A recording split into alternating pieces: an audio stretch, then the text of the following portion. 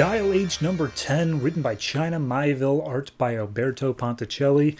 Last issue left off with Nelson trying to find out information about the second dial. He turned into a hero called the Glimpse, which I just love. And the other person dials the second dial and becomes the Bristol Bloodhound. So this issue picks up with the Bloodhound. He's like, oh, I don't need to see you, Glimpse. I can smell you out. And the Centipede, I believe that was his name, the Centipede's there, and he's like, oh, I got a lock on him. I can see him because I'm looking through these lenses in my mask. So he sicks the Bristol Bloodhound on him.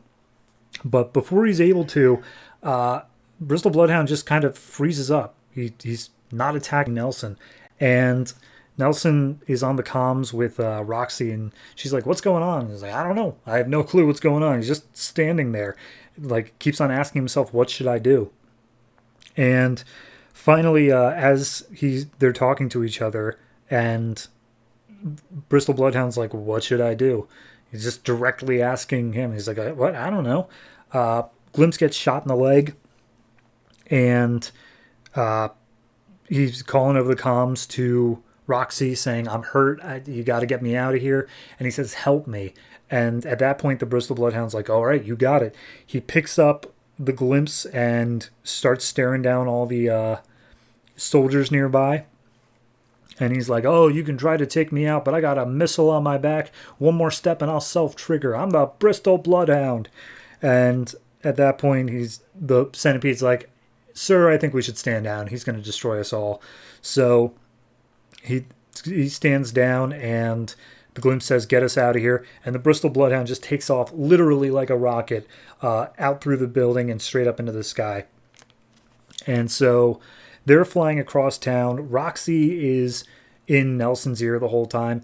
And Nelson's kind of losing himself to the Glimpse here. He's like not remembering that he's Nelson. And Roxy's trying to be like, remember who you are. You have to remember you're Nelson. You're not Glimpse. You're just Nelson.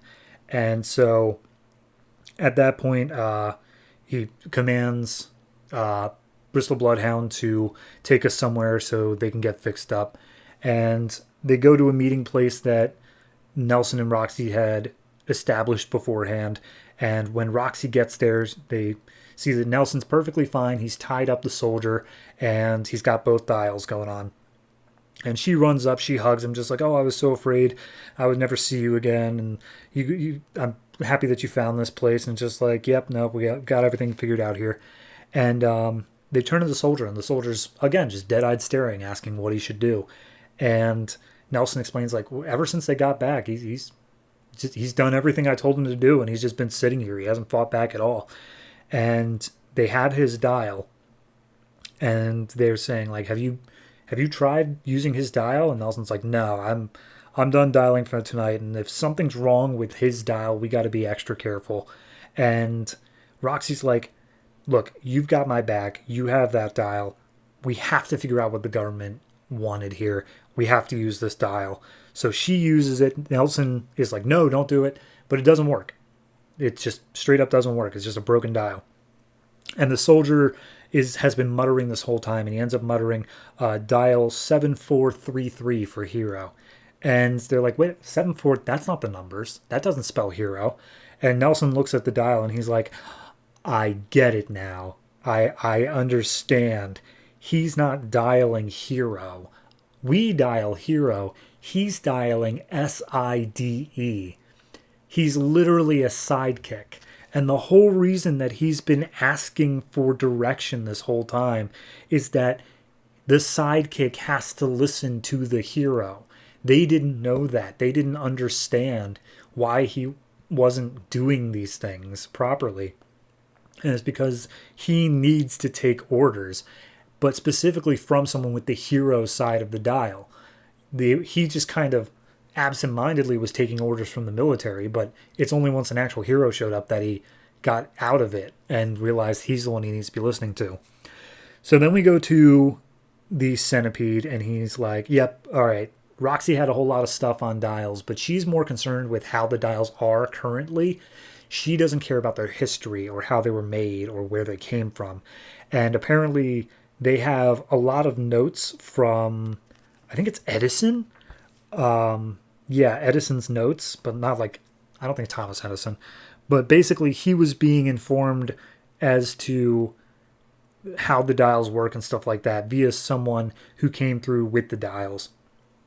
And we see them being able to transform constantly, and they think that it is the dialer, like the one on the line, the shadow on the line, I think it's called. So he's trying to break down what happened there. And we see Centipede is holding a meeting with the priest of the Church of the Dial, the one that we met like 3 issues ago. And Centipede holds up a painting and says, like, what is this? What is going on here? And it's a painting of what seems to be like some demon sending someone out of something. And they say, like, oh, it's the exile of the operator. It's the exchange. And the Centipede says, here's the thing. That thing that visited you before, it was a false prophet. It is someone that the operator wanted taken care of.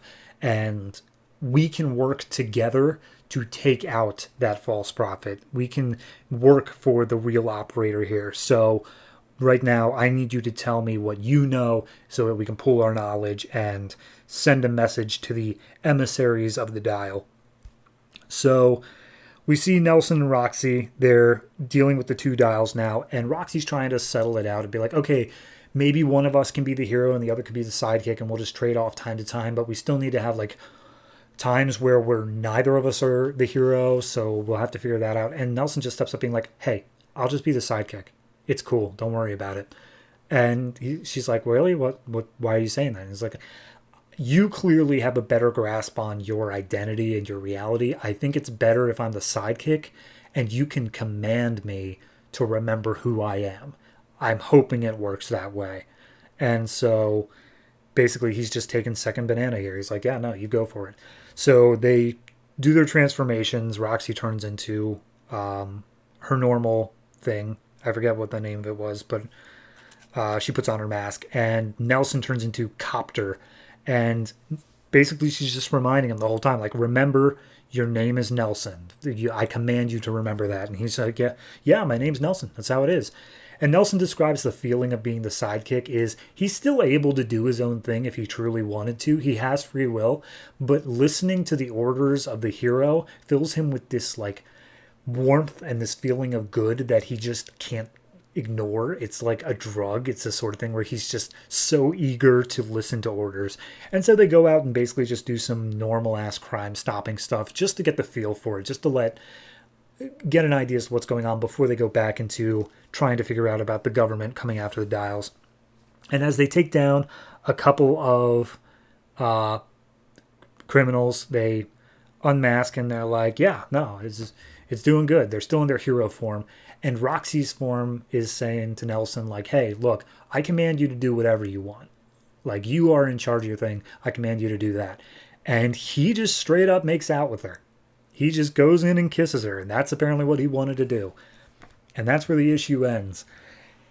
It's a twist. It's something. I'll give it that. I didn't see it coming that he was going to make out with her. So, I really like the idea of the sidekick dial. I adore that. I didn't see that one coming.